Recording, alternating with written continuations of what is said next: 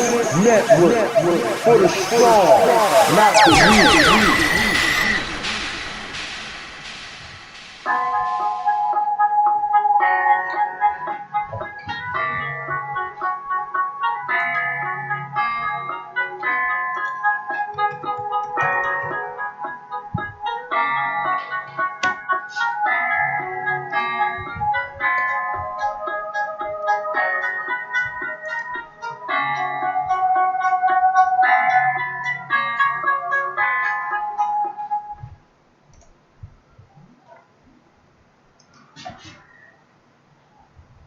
Haiti is a very important island in the Pan-African struggle. Haiti brings pride to Africans who know history. In 1803, Haiti was the most democratic country in the world. It was the only country in the world that did not allow slavery on its borders. The only country in the world in 1803. Once you probably understand this history, because you know these capitalist states have such a way of making appears that we've never done anything as Africans. We don't know democracy. We don't know democracy. In 1803, Africans gave the freest world, the freest nation in the entire world. The only country in the world that did not allow slavery was Haiti. And not only did not allow it, but the only country in the world that put its natural resources towards fighting against any oppression was Haiti. Simon Bolivar, who liberated South America, anyone who knows the history knows that it was its natural resource that gave them the money outfitted them with ships to start the struggle. And the Haitians demanded only one thing of Bolivar. When you free Venezuela, when you free Colombia, when you free Argentina, when you free Peru, free the slaves. The only condition of which they required was Simon Bolivar. This is history. You can't hide the truth, and if you know your history, you look for history, you'll find it. You can imagine the threat that history imposed, that Haiti imposed upon America since 1803. There was nothing that American imperialism, one other thing I must tell you. From this period, 1803, Haiti forced every major European power, the Americans, the French, the Spanish, the Germans, the Portuguese, all of them, trying to bring Haiti down, and not one of them could make Haiti renege on our democratic principles. On that country, there would never be on that territory a slave. Every man, every woman was free. You just make it to Haiti and you're free, no slavery. Everywhere else there was slavery. Everywhere else. In the great America, they were, let's not talk about that. So anyway, you can imagine the threat that Haiti posed. American imperialism, all of its life, had only one objective, to bring those slaves back to the plantation. There was only one objective, bring those slaves back to the plantation. And America, France, all of them could not bring Haiti back to the plantation. Even after slavery was made illegal throughout the Western Hemisphere and was even abandoned, and emancipation proclamations were written everywhere, Haiti continued to be the guiding inspiration for Africans throughout the Western Hemisphere. It was not until 1915 that American imperialism could put the heels of the Marines on Haiti, install Papa Doc, a scum of our race, one who would bow down to the wishes of imperialism and rape his people without the slightest mercy. And since then, that's where Haiti has been, and that's where it is to this day. And it's certainly not Bill Clinton who's going to liberate it, just the masses of Africans. Good evening, good afternoon, good morning, good night. Whichever one applies, this is your man HRap coming at you live and direct. Thank you for tuning in. This is the End of the Bench podcast called Build and Destroy, where I build up the community and try to destroy the propaganda and the lies that surround our community. Now, thank you for tuning in. It's always great to see you. I'm glad that you've taken time to tune in and listen to the things that I have to say today. It should be interesting. I have a lot going on right now, and our community has a lot going on. There we go. Got to turn on that. Now, before I start this show, I like to let you know that this is a podcast. The reason I let you know that is because people consistently tell me they miss my show. It is impossible to miss my show. My show is available to you 24 hours a day, 7 days a week on Spreaker.com. It is on Spreaker.com, built for this network.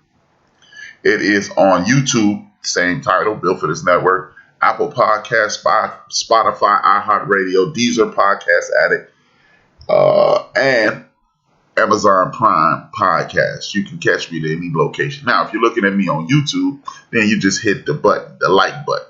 Right next to the like button is a subscribe button. Right next to the subscribe button, there's a little bell for notifications. You'll get a notification each and every time I go live. That way you won't miss anything, and that way you will always have a place to go back to.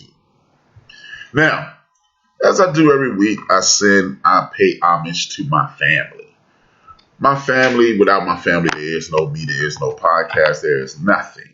Therefore, I salute them every week. Everybody in my family that is connected to the Whitmore, the Pollard, Turner, Battle, Cotton, Harper, Bailey, Shaw, Thompson, Chris, Lansdowne, Liggins, Duncan, and you know me, my mother, my brothers, and my sisters, my nieces, nephews, cousins, neighbors, and anybody who's helped me throughout life. We are in the building. Thank you. Thank you, thank you, thank you. Now, with that being said, man, the guy that you saw at the beginning of the show, he was born Stokely Carmichael. He passed away and changed his name to Kwame Ture. He was the African revolutionary because he didn't believe in calling us black. We are Africans. We come from the continent of Africa. Each and every one of us. If you have melanated dominant skin, you are from Africa. You are an African. Just like all those last names, I am each one of those names because they are in my blood. You are African. The reason I played that is because a week ago, I think it was a week ago today, the Haitian president was assassinated. Now, there's two things that happen when assassinations happen. You will see glee in the streets. Even if it's misguided, you'll see glee in the street because you'll go, hey, this guy must have been a tyrant. And the people who was under his rule, they're rejoicing. Or you see complete silence, which brings about questions. Those questions remain. Who ordered this hit? Who's behind this hit? And I'm not pointing the finger at anybody. But what I am going to do is talk to you about us. We are Africans, as I just stated. The Haitians have African heritage. And we have betrayed them as a community. And if you want to know how, I'll get to that shortly. But I want to give you a little history on Haiti. Haiti is the most important country to Africans in the Western Hemisphere.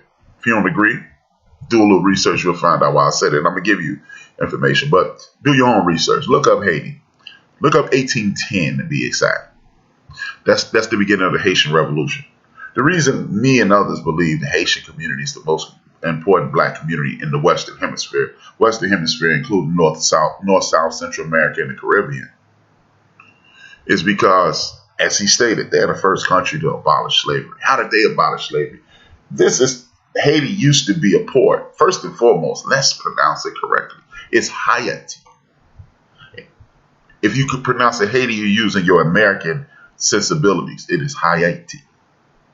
And Haiti, first country to be inhabited by Africans, that those Africans said enough and successfully overthrew the government.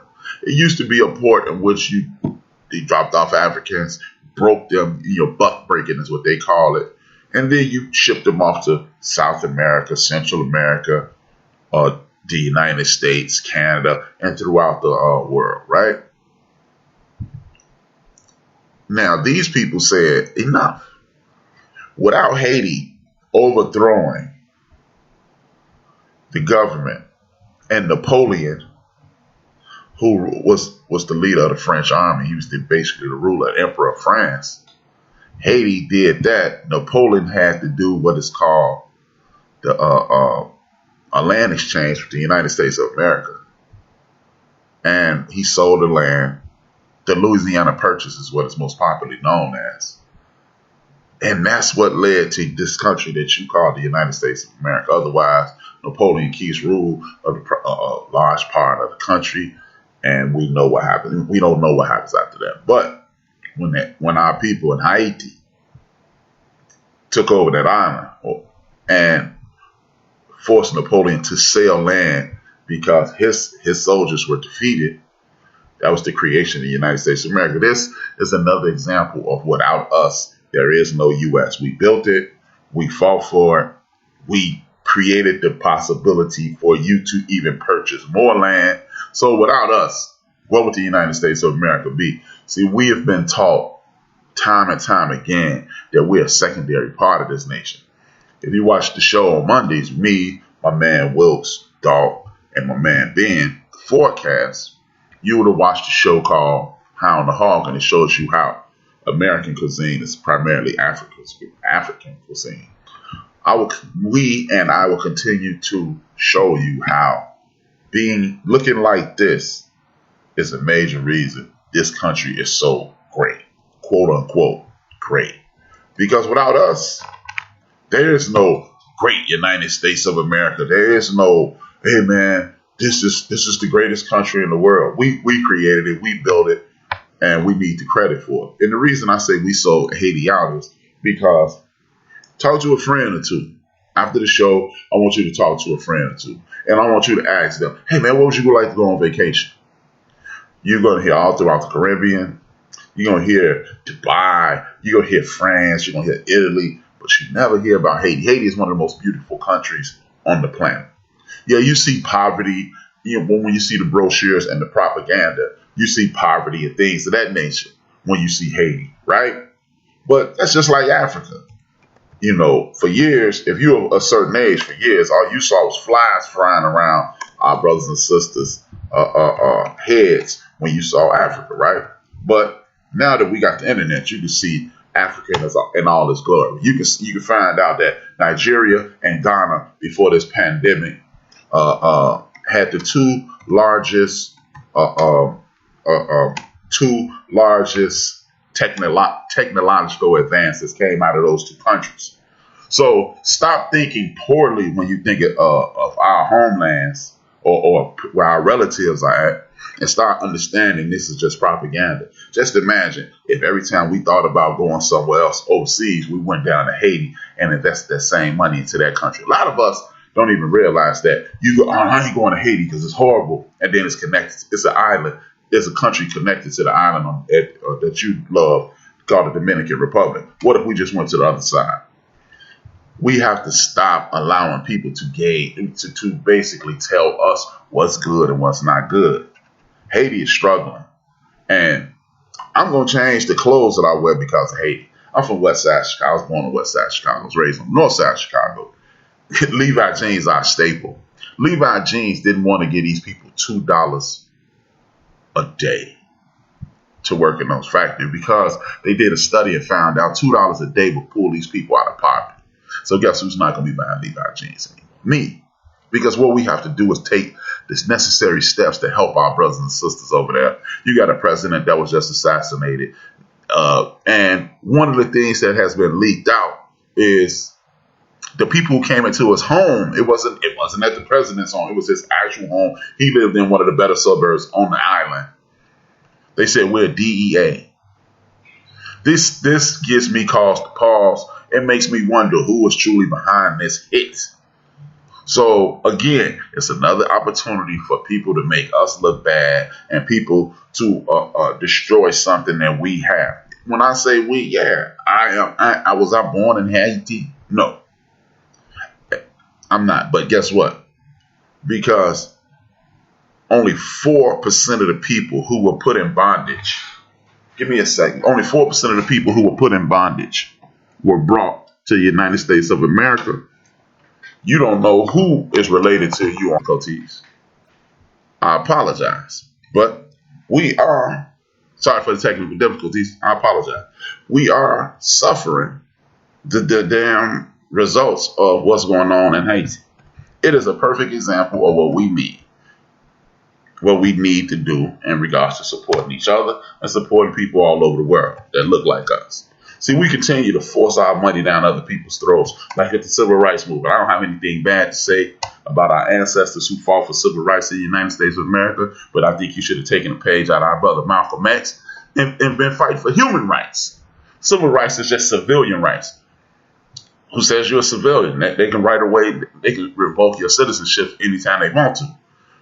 The Dred Scott decision showed you that. But when you're looking at a situation to whereas you're fighting for human rights, that means everybody who's a human being on the earth needs to get these same respects. So what we need to do is through a shift in power. We consistently feed our oppressor. We do. The people who take opportunities out of our kids' mouth, the people who remove academic opportunities from our children, like defunding art, defunding things like civics class, defunding music, defunding anything academic at our schools, and then we go buy these things to invest in them and not invest in us. We must, at the end of the day, I told y'all, go and look up this application. I need y'all to look up this application on your phone, Official Black Wall Street. Every time you drive past a black-owned business, you'll get the alert. Hey, black-owned business right there. So you will know what you need to do. We must do this because if you're tired of being told what to do, being passed over, this is all you have to do. Stop buying Gucci. Stop spending money on Mercedes. Stop getting all these expensive things and start investing into people who are in your community so they can hire you. And then once we build a community throughout the United States of America, then we can go back and do what we want to do. You can eat AIDS. They're African car ownerships. They create cars over there. They create cars over there as well. So what we must do is continue to stop continuously putting money into our oppressor's pocket and find good people that are supporting us, that will support us every single solitary day. There's no way to avoid this. You know, as I say on just about every show, we always like to quote, we were like this community, we were like that community, we were like, look, what we can do is create a situation to whereas we don't have to be like anyone and we can just be like us because we created math, we created science, we created astrology, we created writing and the alphabet. That's inside of you. And I see a friend in the chat room. She's going to be a guest on the show soon. And you'll see how that ability to overcome any adversarial point in your life is inculcated in your soul.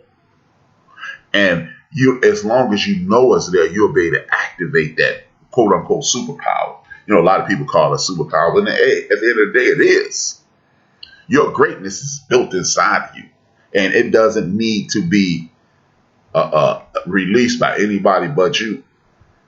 So as long as we continue to feed the beast that's kicking us in the behind, we can't really complain. And we're not going to, like Sister Karen Hunter said recently, no more bitching, it's time to start building. So I need us to invest in us and use us and stop making excuses like, oh, when I went to the one black-owned business, they treated me wrong. And you've been to McDonald's and been disrespected, Burger King, you've been to Macy's, Marshall Fields, Carson's, Target, and Walmart and been disrespected equally, but you go in there freely and just get them your money. Look, I understand there are necessities that are needed, and the only way you can get them is using other cultures to get them to you.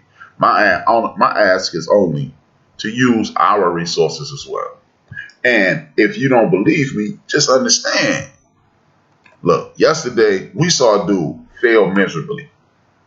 He failed. Well, he didn't fail miserably. We saw him fail at an attempt at space travel. He told people, he got people to give him a couple $100,000, and he said he was going to take them on a space ride. He took them a couple thousand miles higher than a traditional airplane does. You understand? And the world didn't say he failed. They just said, hey, that was pretty cool. Nah, the Wright brothers didn't get off the ground for a few seconds and then crash, burn, or go to the ground. They flew an airplane. And this guy tricked people. And mainstream media, just like they always do, unless they're talking about somebody in the disenfranchised community, they said, okay, cool, that was great. But it wasn't great. But as you see, when they're speaking about their culture, they will tell you anything. Everything is great. This guy got a little higher than a southwestern plane. The people got to see the planet as you look down, and everybody's happy. But that was a failure.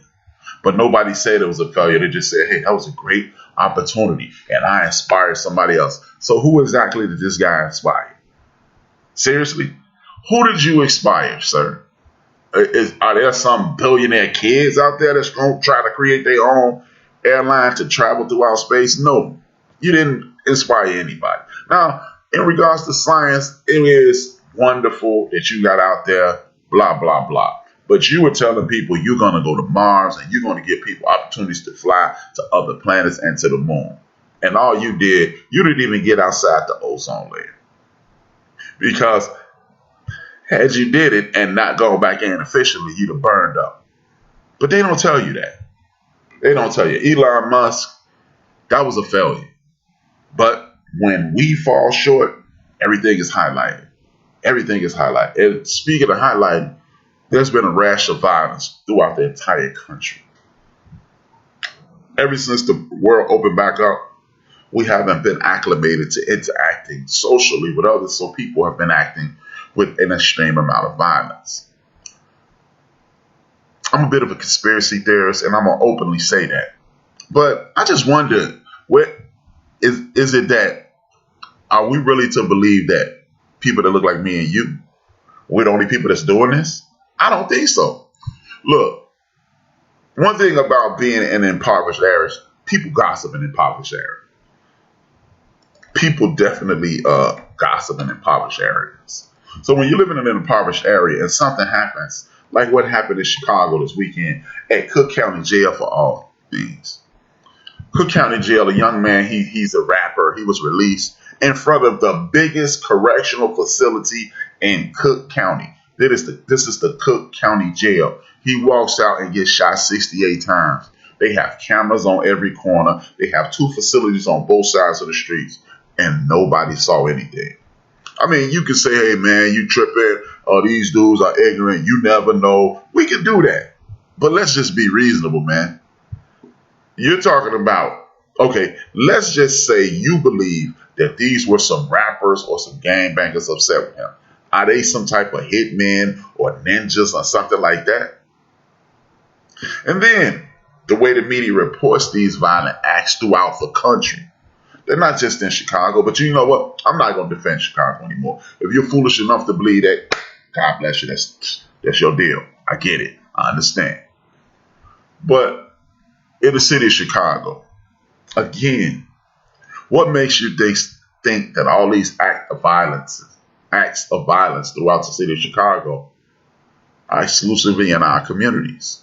Because you've been trained to think that. Me and my man Big Illinois a year ago, literally a year ago tomorrow, he and I had a show. We should call it the Backyard. I'll probably be starting up soon. I'm not sure. I don't know what he's going to do with it. But we've been talking about over the 4th of July weekend, how much violence was enacted. And I think it was 59 people shot in the city of Chicago over the weekend, right? Then me and him did a little research and found out that these acts of violence took place all over the city. And even our co-hosts assumed that it was in our area. So what we have to do is, again, stop assuming that you and people like you are the only people that are violent.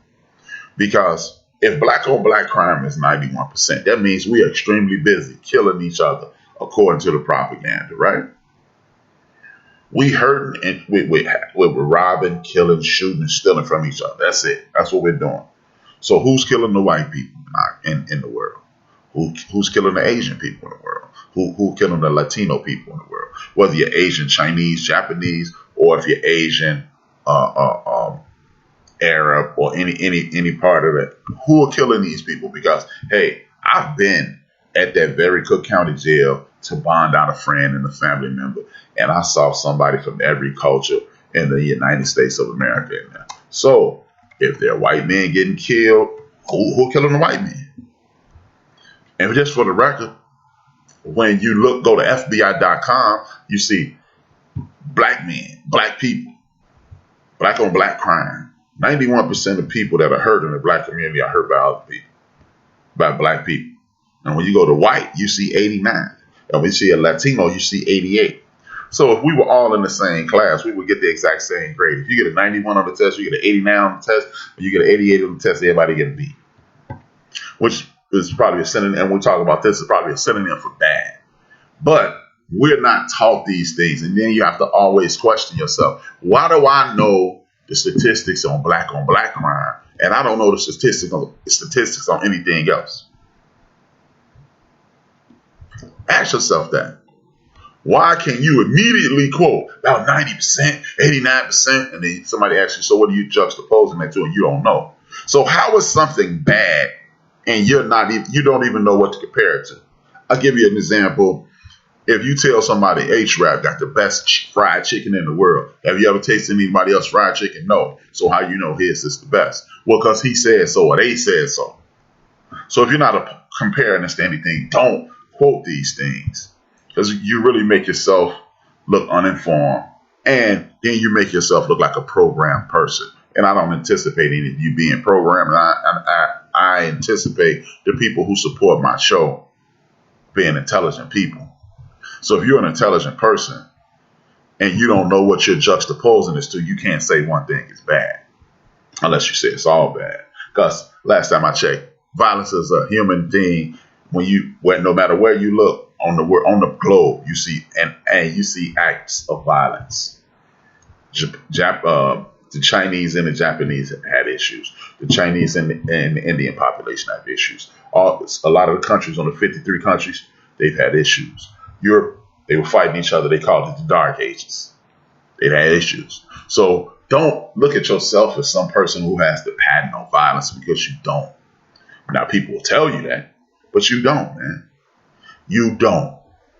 It's time to, again, stop falling for the nonsense that you see put in front of you. And then when people get your statistic, that does not mean anything, because a statistic can be shown any way, shape, or form it wants to be shown. And that's just the way it works. There are no exacts in this. When you're telling me this is what's bad over here, if you don't know the entire story, just accept it, research it. Look, the thing that you have in your hand, you call a phone, it's a computer, and that phone stronger than the computer that got people allegedly to the moon in 1968, 69. Stronger computer. So if your phone is stronger than the computer that was strong enough to get people to the moon, you have to ask yourself, is this a tool or a toy? You must ask yourself, is this a tool or is this a toy? Now, if it's a toy, then keep playing with it. If it's a tool, then use it to the best of your ability to get the information that you need out of it. For example, you have a guy who is reportedly insanely intelligent, Ben Carson. And when you have somebody like Ben Carson, what you do is you assume, because he's a neurosurgeon, that he has an extreme amount of intelligence. And when you have somebody with an extreme amount of intelligence, when you listen to them, you assume that the information that you're giving them is going to be accurate and correct in quality, right? But it's not. Ben Carson said yesterday, or the day before, I think it was yesterday, that welfare in the United States of America had a more ill effect than the slave trade. This might be one of the stupidest things I've ever heard anybody say in my life. First and foremost, we're not the largest population that uses public aid, welfare. We're not the largest portion of the population to do that. Another thing, when you look at our women, they're the most educated group of women on the face of the earth. We're not far behind. So exactly what are you talking about, Mr. Carson? Contrary to popular belief, we are not an impoverished community. Now, if you're going to look at TV and judge us in the course of what you see on TV, then yeah, you'll be dumb enough to believe something that's stupid. But how could you tell me that the erasing of your entire existence on the earth before 1619, being beat and your religion, your culture, your God removed from you, is equivalent to something that you didn't even have the capability to get 100 years ago? See, these are the things in propaganda. These are the points and propaganda points that a lot of stupid ass folks in our community hold on to, and then they point at people and they judge people. See, he got his pants hanging off his butt. See, she got a rag on her head. Look at how ignorant they are. And this is why we must start looking into things versus allowing someone to tell us who and what we are. 1962, W.B. Du Bois said, in a little while, these laws, and I'm paraphrasing, of course, shortly, these laws of discrimination will be removed. Segregation, will be removed. And when you enter a segregated school, you will lose your identity.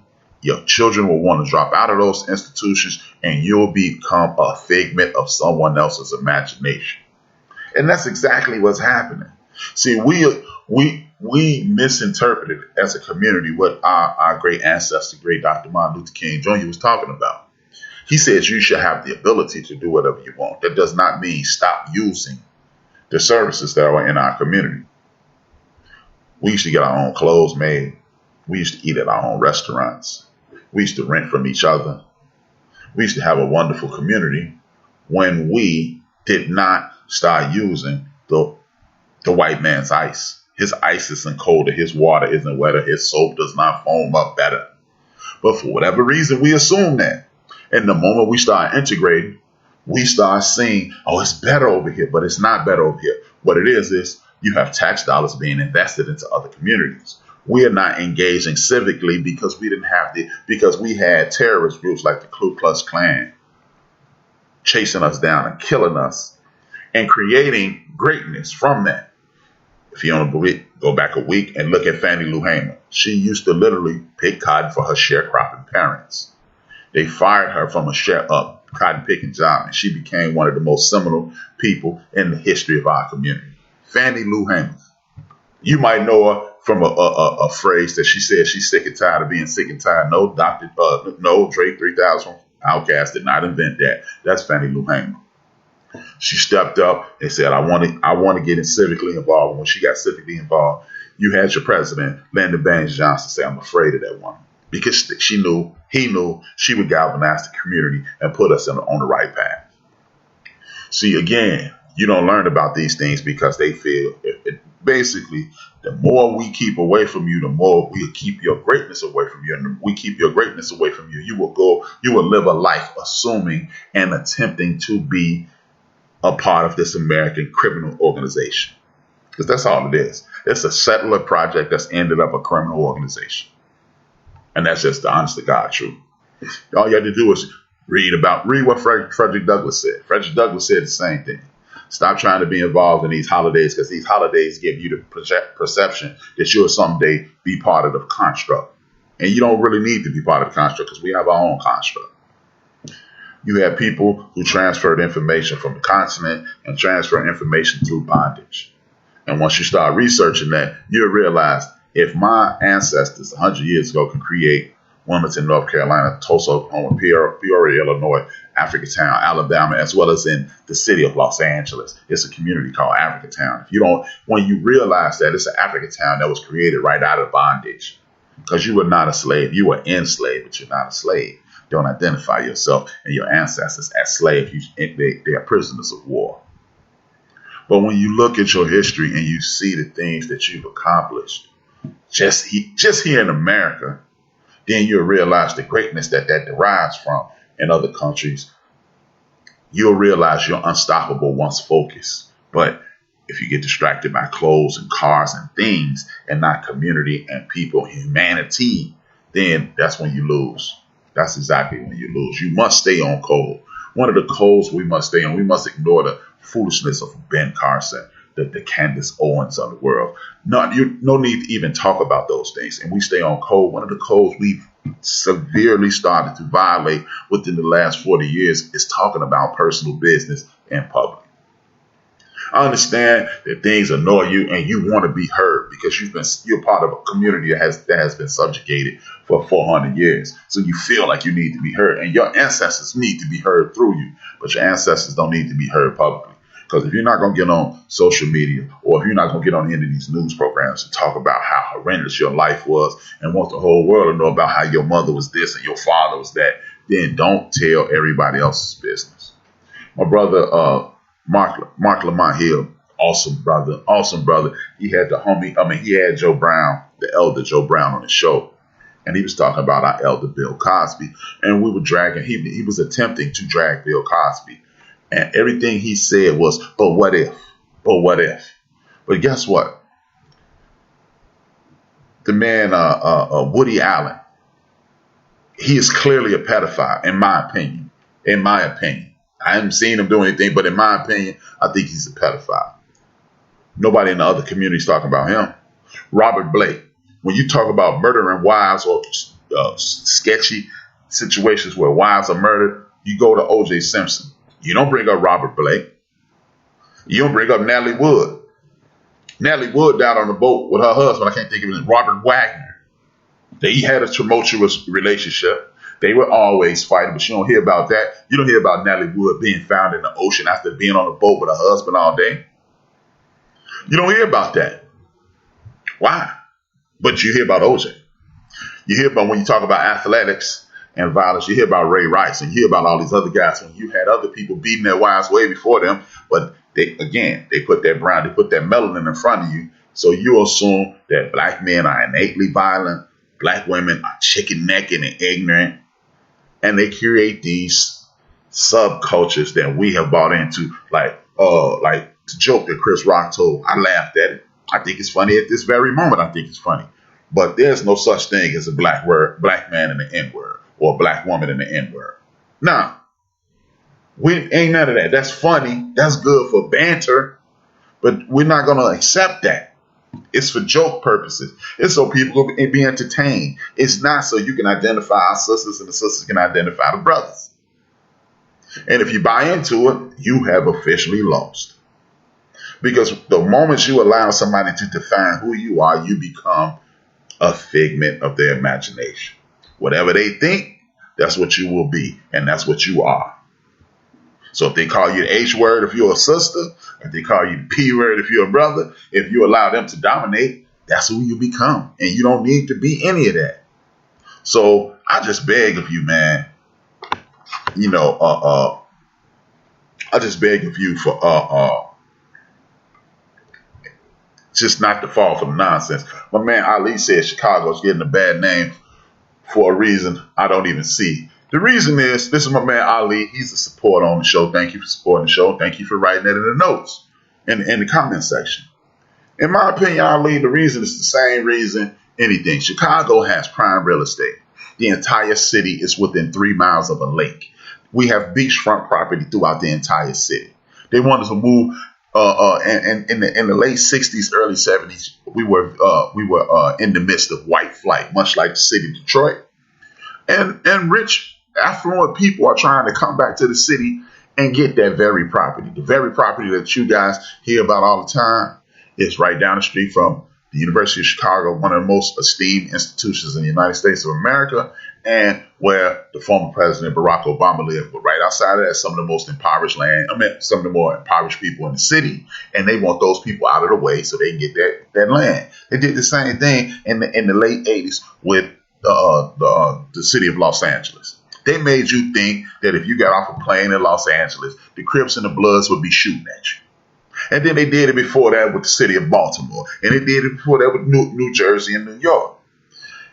When people are attempting to take over something, they must destroy it first.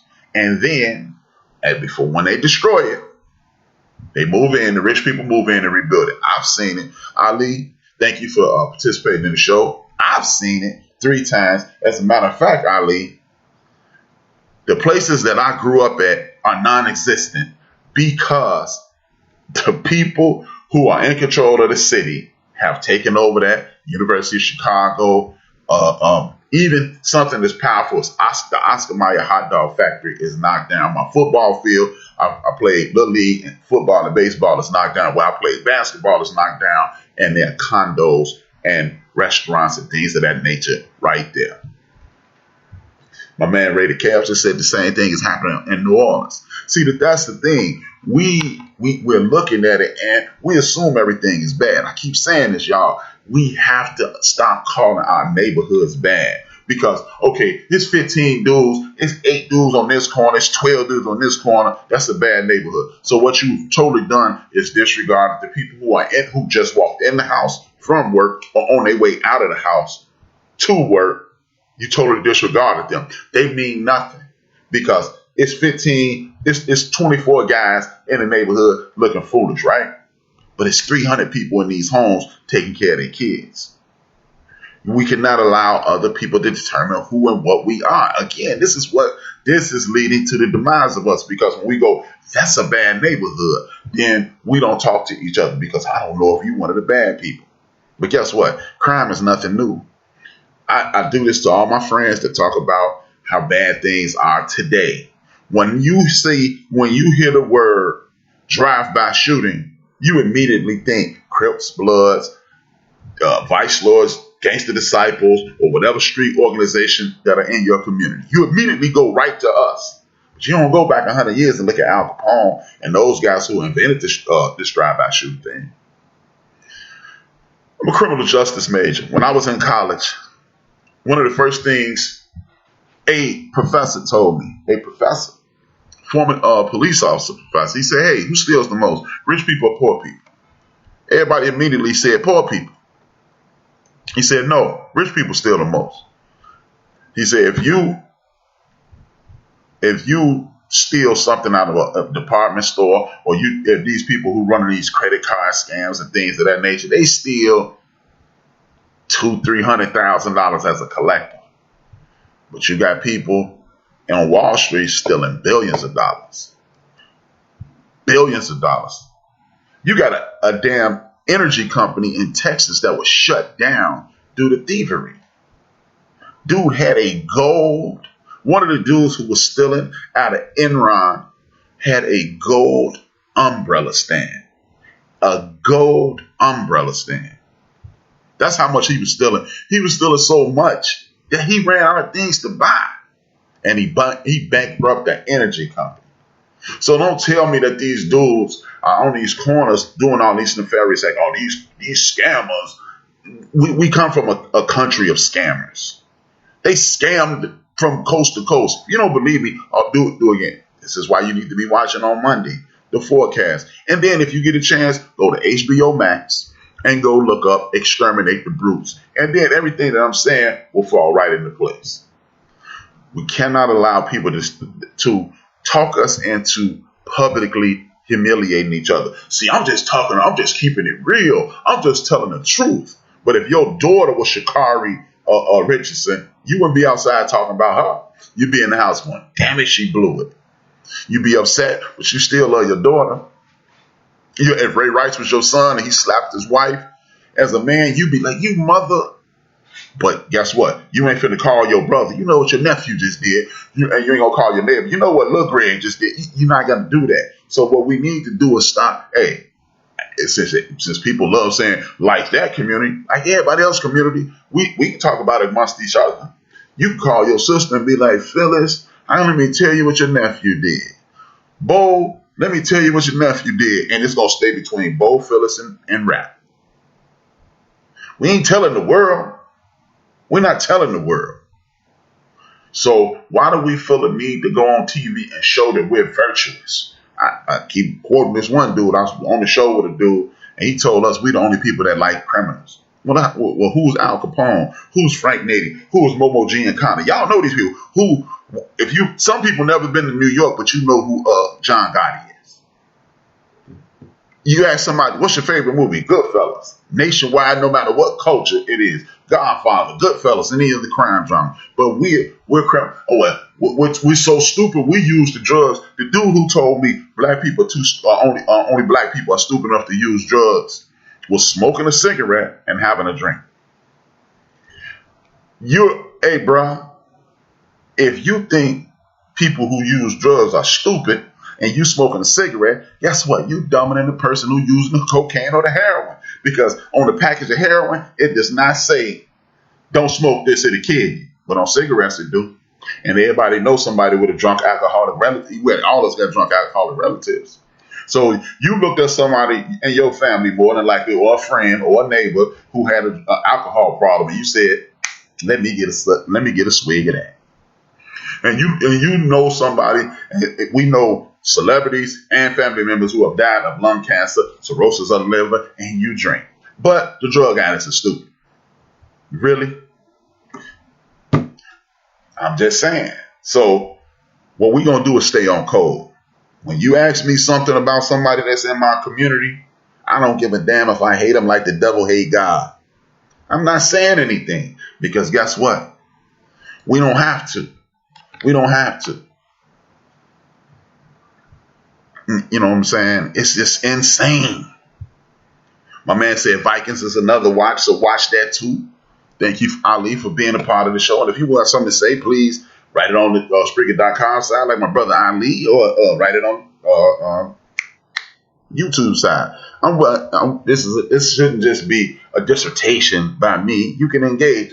If I say something that you don't agree with, feel free. Tell you what, if I say something too bad you don't agree with, I'll drop the link and then we can talk about it in front of everybody. That's what I'm talking about. I don't need to be telling you what we need to do. We need to be having a conversation about this. Add something to the conversation. Feel free. And if I see it and if it's poignant, I'm going to say something. And then my man said he from the West Side. He totally understand. And he said something else. We do need to be buying these communities back. It's not difficult to buy a block in the city of Chicago.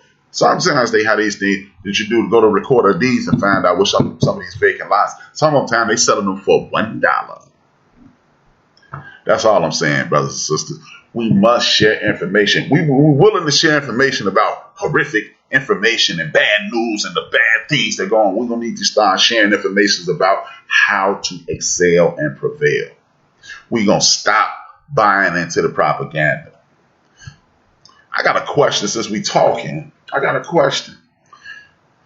Sha'Carri Richardson, everybody's upset that she made a mistake. She didn't actually, I'm not gonna say she made a mistake. She made a poor decision because she knew what she was doing. Sister said she knew exactly what she was doing. I'm with it. I ain't mad at her, But question: is it time for us to stop even participating in the Olympics? Because there are books that are written internationally about how people buy into the propaganda, how black people are this and black people are that, and Africans are this and Africans are that, and the people from the United States are just lazy. Black people from the United States are just lazy. You got laws being typed up every day to further discriminate against us. Why are we busting our behinds? Exactly, brother. Conversation for understanding. Why are we busting our behinds to represent this flag? I'm not, guess what? For those sisters and brothers that bust their behinds to represent this country, I'm going to watch and support. But why do we do it? It's like, every war in the history of this country, every single solitary war in the history of this country, we have participated in it and we've helped them win. We have helped them win every freaking war in the country. The Revolutionary War, the War 1812, the Civil War. For those who don't know, the War 1812 when the British asked for a rematch. The Civil War, World War I and II. We all did that. We helped them win. There are millions, well, I don't say millions, there are dozens and dozens of stories about people from our community and units from our community came through and saved the day. Y'all heard me say it time and time again. We freed ourselves. We didn't get freed. If they didn't win that war until they gave our ancestors the guns, and when they gave our ancestors the guns, they got their asses kicked. Period. So why are we, again, begging for acceptance? Begging for acceptance. I want y'all to look at this small video, and I'll be right back shortly. This is very informative. I need you to know these things, and that's why I put them in the show in the middle of the show, because you need to know these things to further enhance your superpower, because you are good at something. I don't care if it's being a DJ. I don't care if it's being a pop locker. It's something you're good at. And when you see videos like this that'll help you see that, please stay tuned. Listen, if you're on the Spreaker.com side, look if you're on the YouTube side. And if you want to get the link from the Spreaker.com side, I'll send that over there too. I know thy works, and tribulation, and poverty, but thou art rich.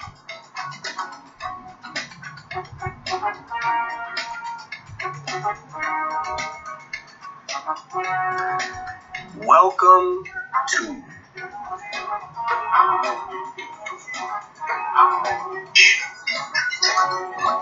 the Black Excellence and Abundance Channel.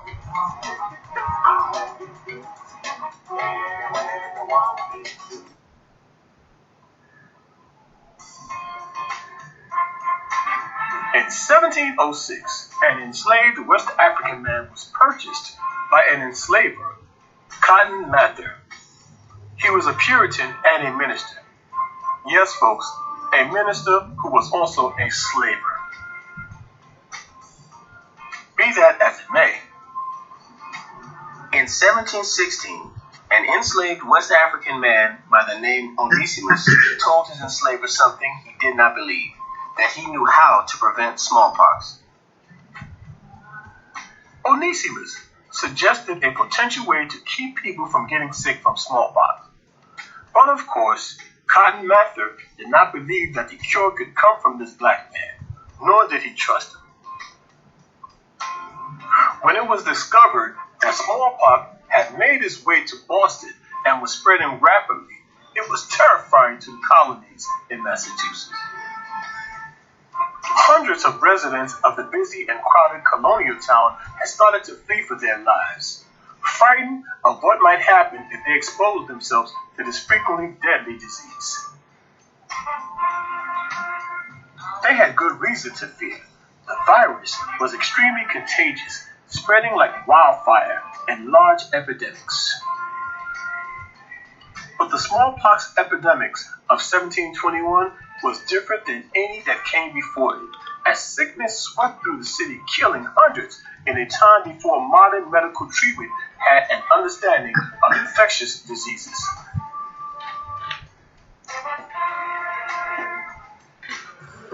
Smallpox was one of the era's deadliest afflictions. Few diseases at this time were as universal or fatal, notes historian Susan Pryor. The colonists saw its effect not just among their own countrymen, but among the Native Americans to whom they introduced the disease.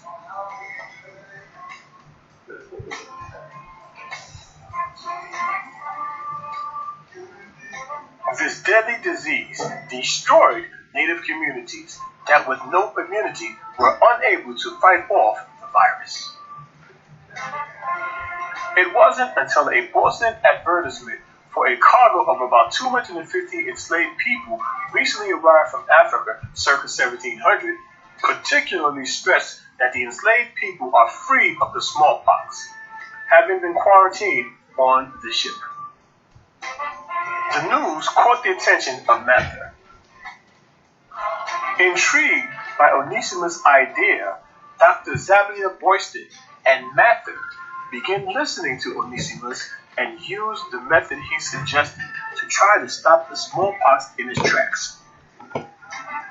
Mather was fascinated. He verified Onesimus' story with that of other enslaved people and learned that the practice had been used in Turkey and China.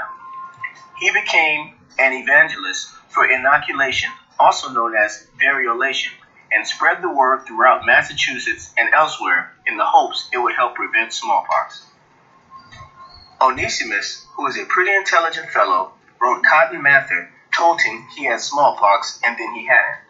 Onesimus said that he had undergone an operation which had given him something of the smallpox and would forever preserve him from it, and whoever had the courage to use it was forever free of the fear of contagion.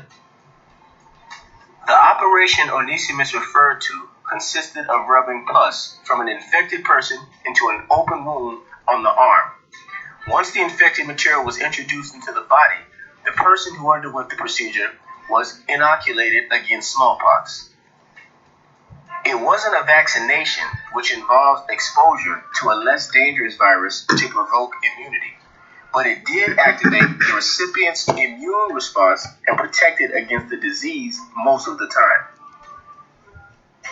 But Mather hadn't bargained on how unpopular the idea would be. The same prejudices that caused him to distrust his servant made other white colonists reluctant to undergo a medical procedure developed by or for black people. A local newspaper at the time, called the New England Courier, ridiculed him. An explosive device was thrown through his window with an angry note. There was an ugly racial element to the anger. Religion also contributed. Other preachers argued that it was against God's will to expose his creatures to dangerous diseases. But in 1721, Mather and Dr. Boylston, the only physician in Boston who supported the technique, got their chance to test the power of inoculation. That year, he inoculated his son and his enslaved workers against the disease. Then he began inoculating other Bostonians. Of the 242 people he inoculated, only 6 died, 1 in 40.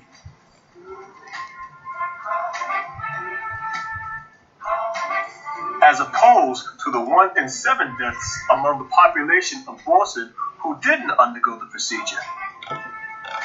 The smallpox epidemic wiped out 844 people in Boston, over 14% of the population, but it had yielded hope for future epidemics. It also helped to set the stage for vaccination. It is unclear if Onesimus lived to see the success of the techniques he introduced to Mather. What is clear is that this procedure saved hundreds of lives. And this little-known black man from Africa had a huge success on the development of vaccinations that we still use to this day. And a footnote. In 1980, the World Health Organization declared smallpox entirely eradicated due to the spread of immunization worldwide. It remains the only infectious disease to have been entirely wiped out, in no small part due to the contributions of Onesimus. So you see, ladies and gentlemen, we were at the forefront of the science of inoculations, which led to the vaccinations that are used today. Thank you, Brother Onesimus.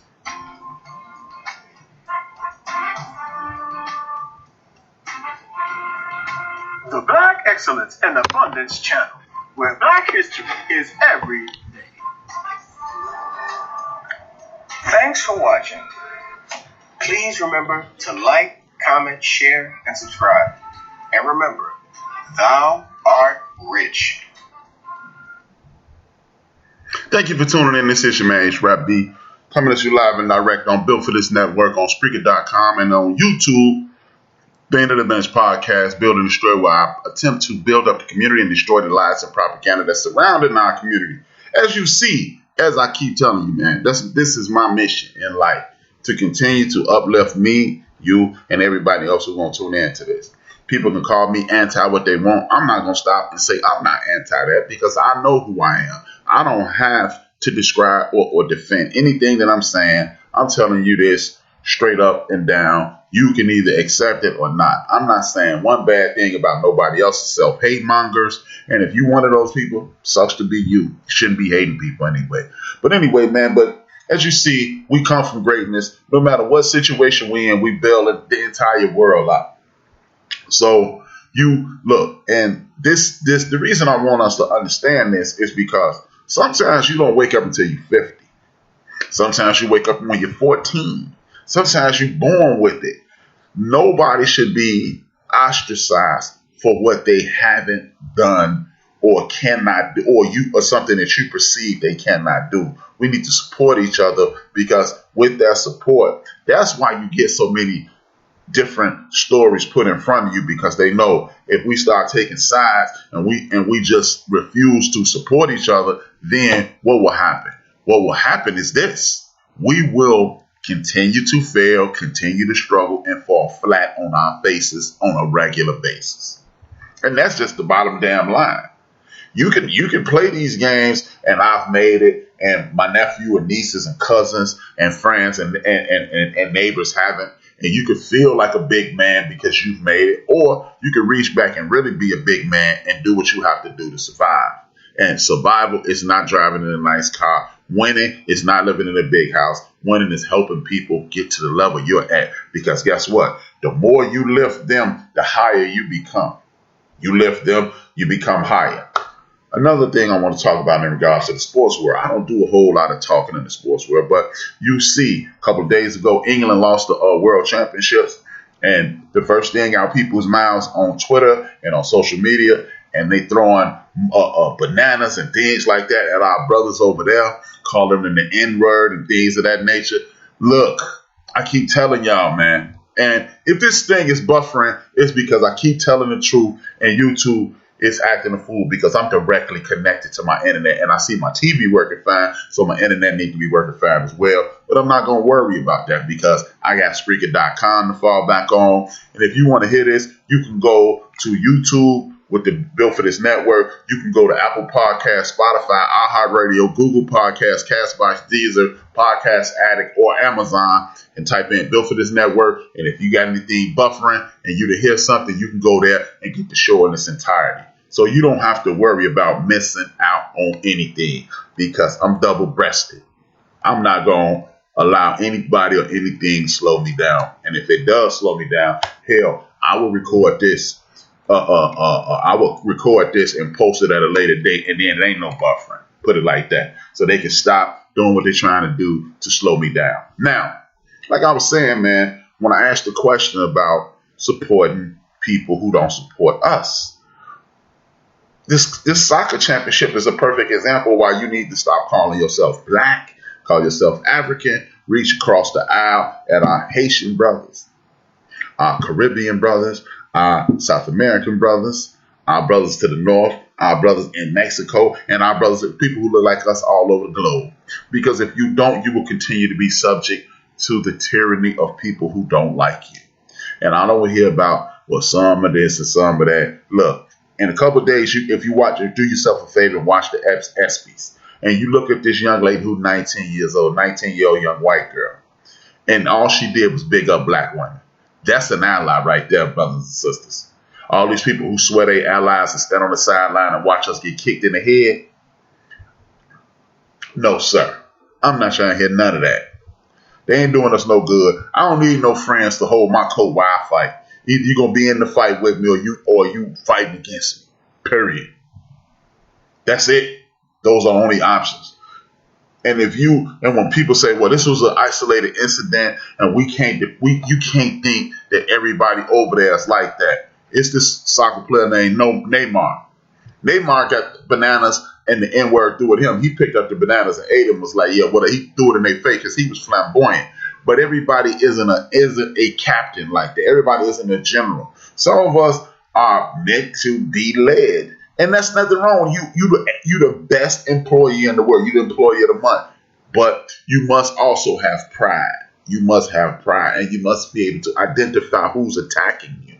And when you identify who's attacking you, then you move forward and get things taken care of. Period. And full stop. That's it.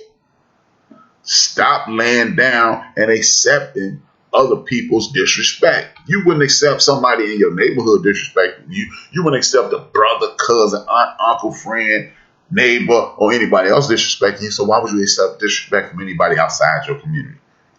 It could be a misunderstanding inside your community, but when you get throwing these things around, these superlatives, this disrespectful verbiage, these racial slurs and epithets at people, that means this has been on your chest for a little while and you were just waiting for the opportunity to spit it out. So go ahead and spit it out. But don't get mad. Just be glad and say, hey, you have identified this and you know what the problem is. Period. And just exactly like my brother Ali said, we have to learn to we have to learn and do research to truly know who we are. Thank you. That's all you have to do. Because when you're consistently letting people take shots at you and disrespect you for no reason whatsoever, you are telling them it's okay. Everybody isn't evil. Everybody that look like her. Like, look, we got a saying in our community, and all y'all know it. All skin folk ain't kin folk, and everybody on the outside don't need to be pushed away. And that's just the bottom line. But when you identify these things, that's why I don't care. Keep them damn statues up. Let people ride around with those flags. Let people do all that stuff. Let them do it. Because guess what? I ain't got to guess no more. I don't have to guess at all. It is, you have been identified as an adversary. I ain't got no hate for you, and I ain't got no love for you, and I have no time for you. Now, if necessary, we may have to do business at some point, and that's cool too. I'll do business with you, and when the business is taken care of, I'm going to go left, you go right. We don't have to destroy anybody. But guess what? If we are let alone, we'll destroy tyranny. We'll destroy the power of tyranny. We'll destroy the power of discrimination. We'll destroy the power of hate. Because if we can get this far with one arm tied behind our back, just imagine what you could get in a fair fight. And that's why you're dealing with these things. What we're going to have to start doing is supporting our sisters like Gwen Berry. If you don't know who Gwen, I'm not telling you who Gwen Berry is. Gwen Berry. Berry. Look her up. You should know who she is. This is a sister who's about to go to the Olympics, and she lost sponsorships and a whole lot of stuff supporting us. These, just like Kyle Rittenhauser got money for shooting those two white boys in Wisconsin. What we need to be doing is creating a GoFundMe for our sister Gwen Berry and other people who stand up for us. So when they lose sponsorship for taking up for us, for fighting for our causes, they could be comfortable. They could go home to $1 million. Or if they had a $10 million deal, it's 50 million of us. We need to be sending Gwen money. Them sisters in the WNBA, hey, I'm not trying to point no finger at nobody, but the sisters in the city, in America, we need to see y'all in no more Michael Jordan jerseys, no more LeBron jerseys. We need to see y'all in some more jerseys and them sisters up there. We need to be buying WNBA t-shirts, because those sisters up there, they getting paid decent job money and they putting everything on the line. So no more, especially these dudes who ain't speaking up for the community. Hey, if you just getting a paycheck and you getting gym shoes, we need to be buying Kyrie Irving jerseys. We need to be buying Kyrie Irving gym shoes and stuff like that. We need to be getting the Maya Moores and all them sisters up there in the WNBA. We need to be supporting the hell out of them. We need to make them the #1 jerseys in America. I know they don't make those for men, but we can buy some t-shirts with their name on it or something, because they sacrificing, and we need to be, if the racists and the bigots and the hate mongers can support Kyle Rittenhauser, the good folks need to be supporting these sisters in the WNBA and these brothers in the NBA, and these brothers in the NFL who putting their livelihoods on the line for you. They ain't doing this for them because they can just shut up, like, no disrespect, but like Patrick Ewing, like Sugar Ray Leonard, like Charles Barkley, like all those dudes in the 80s. You didn't hear a word out of them because they were just getting them paychecks and going home. So what we need to do is stop identifying Candace Owens and Ben Carson and Jason Whitlock and all, and we call Stephen A. Smith a sellout and the coon and all that stuff. Stop identifying them, because guess what? The moment we stop saying their names, those networks are getting rid of them. Because the reason they're on TV, because if you get your audience mad, they turn back. He pissed me off. I ain't looked at him since. I don't care what Stephen A. Smith say or do, or Whitlock or any of those. Candace Owens, I've never heard anything she said. I read a few things that she said. I heard her say some sucker stuff, and I said, enough. You will never get a conversation out of me. And I usually don't even say her name on my show, because she doesn't deserve any additional airtime. The reason these people are antagonists and protagonists in this world. And if you allow these antagonists to get your attention, you are a unofficial fool. Because that's exactly what they want you to do. Because when you complain, when you see somebody say something anti-black on a network, and you go to social media and you go to Twitter and Instagram and TikTok and post videos, that let these people know, oh, they watching. Let them stay.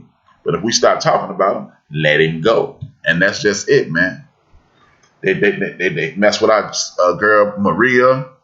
Look, man, y'all can play these games, ESPN. This is nonsense. This is nonsense because these things are distractions.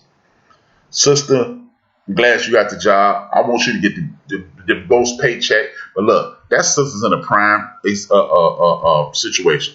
Her contract expires the same day that Game 6 of the finals is here. If that finals goes 7 games, she might not be there Game 7 because ESPN still ain't hit her with the bread. But Amazon and Yahoo and all these people, they are bidding on her. And we need to not worry about that sister because she cool.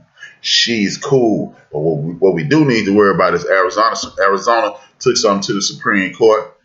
And what they did is say it's okay to continue to block voters. Voter suppression is okay. Because Arizona was never supposed to be rolling with people of color. The Indians, the people that we call Indians, they was never supposed to start voting. The Latinos was never supposed to start voting. And these brothers and sisters, they was never supposed to start voting. So what we're going to do is make it harder. Now, that's cool. But what we need to do is create a plan to get there early. Now it is illegal for you to be 80 years old and my grandmother, and you hand me my vote, you hand me your form, and I take it to the ballot. It's illegal to do that now. But you gonna tell me you got these morons running around here talking about voters' rights, and we're American and we're patriot. How patriotic is that to stop the elderly, the people who created this whole situation that we in? The people who, because guess what? There's going to be some white folks get jammed with that too. But see, they just want to make sure the Latinos, the native people, the indigenous people, and us, the creators, don't vote as much. But all we do is pivot, just like you thought we weren't going to get away from that bondage. You thought we weren't going to get out of this no school thing. You thought we weren't going to do everything that we've done. Every time you say we can, we have. So we're not finna wait until November 2022 to get things in order. What we're going to do as a community is we're going to game plan today, tomorrow, and every day up until then. We're going to start getting, I need y'all to get every one of y'all friends and homies and family members registered to vote. And it's like, and I understand that people say, oh, vote don't work. But vote don't work when you voting for some goofball who getting paid. Now, if you get me in play or somebody you trust in play or some sister you trust in play and we get them in office, then, like the sister down there in St. Louis, you got a lady in Colorado, I can't think of her name, Bergden. I had her name wrote down. Damn it, Lauren Boebert. This chick is a high school dropout and she's a congressperson. I'm going to say it again. She's a high school dropout and is speaking in front of the Senate and the Congress. She is preaching that people who are staying at home to avoid getting even this new strand of COVID, and whether you believe it or not, look, if you believe it, you right. If you don't believe it, you right too. Now shut the hell up. But she telling people who staying at home, who trying to stay out of danger, who getting this extra money, that they're wrong. But you dropped out of high school. Oh, they're not hard workers. How hard was it? You 34 years old. You've only had your GED a year. How lazy are you? Oh, you got pregnant in high school? Yeah, you did. So did my mama. She graduated.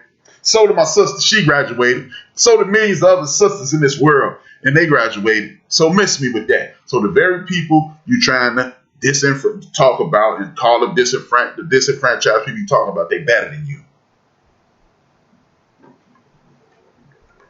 Exactly. My man just said something. He just said a word. Hold folks accountable. Hold folks accountable.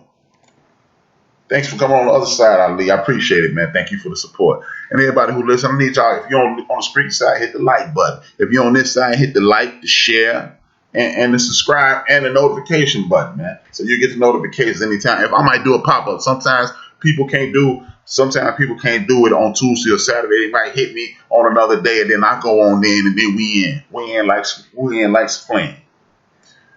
But we need to get control of our situation. We can't allow people to stand there idiotic ass. You don't You didn't even graduate from high school. Ain't nothing wrong with a GED, man. There's nothing wrong with a GED. But if you're 34 years old and you only had yours for a year, and then you want to stand in front of Congress and brag about you can't find people for your restaurant to work for you, maybe you can't find people in your restaurant because you got 17 health code violations because you're sitting around poisoning people. Maybe that's why don't nobody want to come work for you. Maybe you didn't know how to read the codes. Maybe that's why you dropped out of school, since you just want to characterize everybody around you as lazy. So we got to get past these things, y'all. Your rights are being under attack. Like my man Ali said on other page, get the Black Laws Dictionary, all volumes, because you must, in order to fight and play this game, you must know the rules of the game. You must teach your kids the rules of the game. This I got rights thing is moronic, because you also know that looking like this, people don't respect your rights. This is another reason why, as a group, we can win. Look, you can break somebody's finger. You in a fight with somebody, you can break somebody's hand. But a fist, you ain't never heard, I broke my fist on this dude, because a fist is designed to strike. A finger can be broken. A hand can be broken. Fists are not broken. So we must galvanize our community and stop allowing people to dictate to us who we are. And if you ever want an example of standing up for who you are, Nicole Hannah Jones, we need to get her damn holiday. If you don't know who Nicole Hannah Jones is, she is one of the most decorated writers in the United States of America within the last 50 years. She's respected worldwide. She's an alumnus of the University of North Carolina. She was a former employee at the University of North Carolina. She went there to be a professor. And get tenure, which means if I have radical ideas, you won't bother me because they are not in line with what you see and like. That's what tenure is for. When you have tenure, you are able to come up with things like critical race theory, so you can have people argue against you. And then it is not law, but no matter how true or untrue it is, guess what? You can't be touched because you are in a thought-provoking circle. They told her, after this, you'll get tenure. Part of the tenure process is to have the professors at the institution vote on you to see if you are worthy of tenure. She was worthy by unanimous vote, and they said, we'll give you a 5-year deal and offer a lot of money. This is why we have to get out of this concept of chase the bag, that foolishness, because they was going to give her the bag. And because they offered her the bag, because the perception that of their imaginations is black people take that money over principle. But she didn't. And just like our brother, the young brother LeBron James did, he took his talent to South Beach. He stayed up in Cleveland. Y'all want to give me 300-year-old Shaq and a bunch of Rudies? Cool. I'm going to take my talents to South Beach.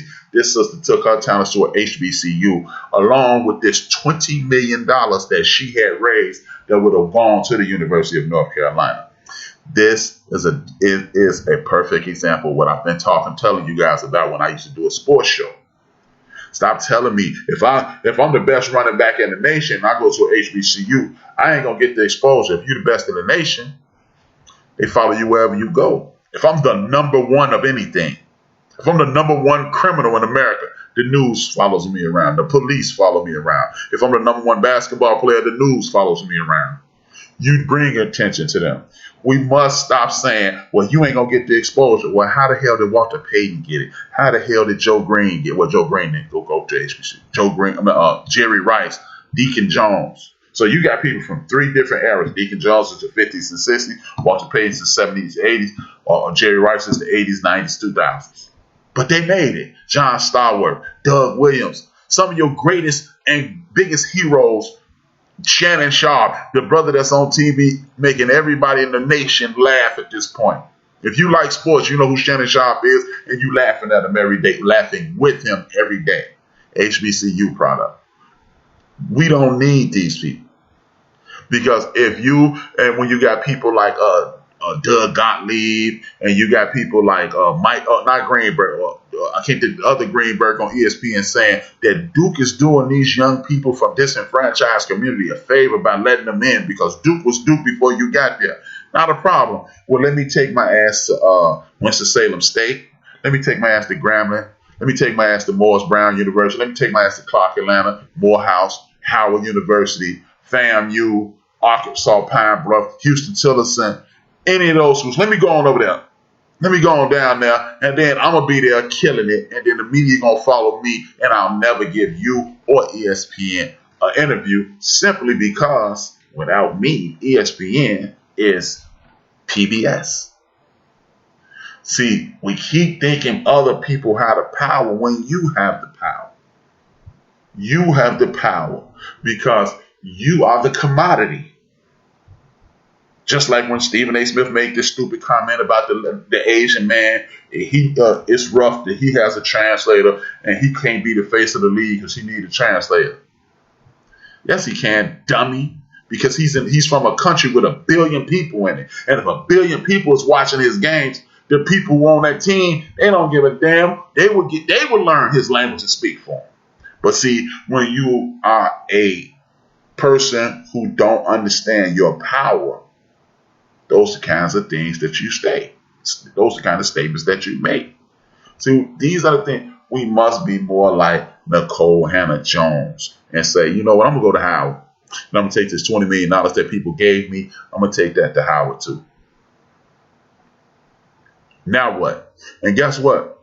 4 or 5 professors, some of them either from other cultures, left the University of North Carolina. How about this? Since y'all disrespected our sister, Nicole Hannah-Jones, we ain't letting our boys go there either to play no more basketball. We ain't letting our daughters go there to play no more basketball. We ain't letting our sons go there to play no more football. Oh, going down there with Prime, man. Going over there with Eddie George, man. Going down there with George Lynch in Atlanta, Clark Atlanta. Going over the Fist with Kenny Anderson. See, they keep calling these things stepping stone jobs because they want you to be prepared to get ready to leave because we're going to offer you the big money. But be just like our sister Nicole Hannah-Jones said, you keep your money. I'm going over here where I want it, not tolerated. Be where you're wanted and respected, not tolerated. You don't have to settle for anything because you bring everything. And with that being said, I'm going to thank y'all for tuning in. This is your man, HRap. We are built for this network. I will see you Saturday at 5 p.m. Every Tuesday, every Saturday, 5 p.m. Central Standard Time, 6 p.m. Eastern Standard Time, 3 p.m. Pacific Standard Time, and 4 p.m. Mountain. But I want to thank y'all for tuning in. It's really appreciated. You know, as I state every week, you can catch me on Spreaker.com, built for this network, YouTube, built for this network, Apple Podcasts, built for this network, Spotify, built for this network, iHeartRadio, Google Podcasts, Castbox, Deezer, Podcast Addict, and Amazon Prime. The podcast is on Amazon Prime. Yes, indeed. You can get us. Anything on Built for This Network is on Amazon Prime.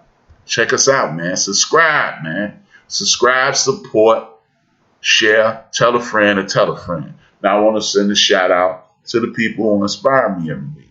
Tariq Nasheed, Nori, Talib Kweli, Ray Grady, Zoe Williams, Corey Holcomb, Craig Fax, Al Sharpton, the great sister Heather B., the brother Clay Kane, the great sister Laree Daniel Favors, the elder Joe Madison, Baba Greg Carr, Dr. Greg Carr, head of Africana Studies at Howard University, and the Queen Mother Karen Hunter.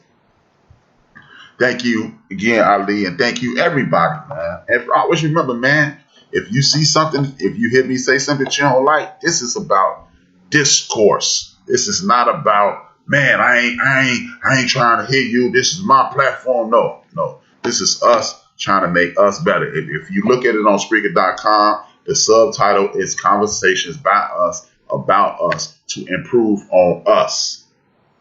So with that being said, man, thank y'all for the support. And y'all know how I end every show. Dream those dreams. It's a salute to Reggie O'Shea, a.k.a. Combat Jack. And I ended by saying what he used to say to end his shows. Dream those dreams, or man up and woman up and live those dreams. It's like our dreams flows in black and white, like with dreams flows in Technicolor surround sound. And always remember, man, it's time to do something before something is done to you. This your man, HRap B. 2 fingers, 1 word. I'm out. We are built for this network, for the strong, not the weak.